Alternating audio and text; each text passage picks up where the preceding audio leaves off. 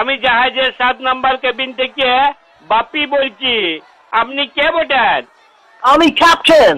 কে, রোহিত শর্মা?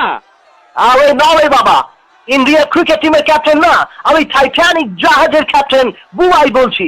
এই বুবাই নামটা কেমন বাঙালি বাঙালি মনে হচ্ছে। Oh yes, my mom was a Bengali. আমার মা বাঁকুড়া জেলার গুড়াছাড়া গ্রামের বাসিন্দা ছিলেন। বলুন বলুন। বলছি একটা দুর্ঘটনা ঘটে গেছে, আপনি তাড়াতাড়ি বেরিয়ে ওপরে উঠে আসুন। ওপরে কেন, কি হইল এটা কি? আমাদের জাহাজটা সমুদ্রের মাঝে আইসবার্গ বরফের সাথে ধাক্কা খেয়েছে। ধাক্কার ফলে জাহাজের বেশ কিছু অংশ ফেটে গেছে, ক্র্যাক হয়ে গেছে। এখন সেই হোল দিয়ে মানে গর্ত দিয়ে হুড় হুড় করে ওয়াটার জল ঢুকছে। বলি পেন্ডুয়া কথা বলবেন নাই, আমাকে বাঁকুড়ার লোক বলে কি বোকা পাইছেন? বলি আমাদের ঘরে কি ফ্রিজ নাই? আমি কি কোনোদিন বরফ দেখি নাই?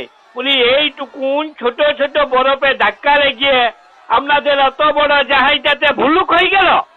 Oh man, you can't understand. আরে দাদা, এটা ফ্রিজের বরফ না, এটা পাহাড়ের মতো বরফ, এটা বিশাল বরফের চাই। আবার পেন্ডুয়া কথা, বলি অত বড় কারো ফ্রিজেই নাই তো অত বড় বরফ কোথা থেকে আসবে? আর লোকের খাইয়ে যে কাই নাই, ফ্রিজ থেকে বরফ বার করিয়ে সমুদ্রের মাঝখানে ফেলে দিয়ে আসবে? বলি এটা কি আমাদের রাস্তা পাইছেন নাকি যে মাঝ রাস্তায় বুলডর ফেলে দিয়ে পরে দুর্গাপূজার চাঁদা আদায় করবে?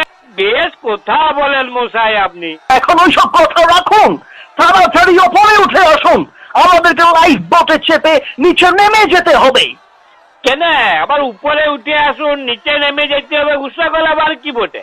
আপনারা যেখানে ভুলুক হয়েছে তার পাশে আরেকটা বড় দেখে ভুলুক করে দেন, একদিকে জল ঢুকবে আর একদিকে জল বেরিয়ে যাবে।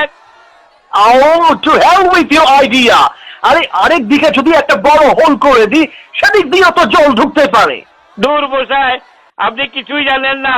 আমাদের দুর্গাপূজার প্যান্ডেল গুলা দেখবেন, হড়ড় হড়ড় করে বানের মতন লোক আছে। বলি একদিকে প্রবেশ আর একদিকে প্রস্থান লিখে দিবেন।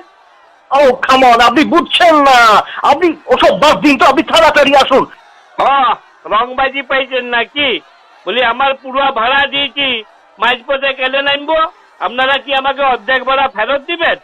আর এইখানে নেমে পড়ে অন্য জায়গায় যাবার আমি মেল গাড়ি পাবো? Oh man, you can't understand. Take it seriously. একটু ভাবুন, জাহাজের ভেতরে জল ঢুকছে, জাহাজ এখনই ডুবে যাবে। আর এইখানে নেমে গেলে তো আমার পুরো টাকাটাই ডুবে যাবে। বুঝে করুন, আমি আপনাকে আর পাচ্ছি না, আপনি যা খুশি করুন, আমি রাখছি। শুনুন, আমি বিয়া করা লোক বটি।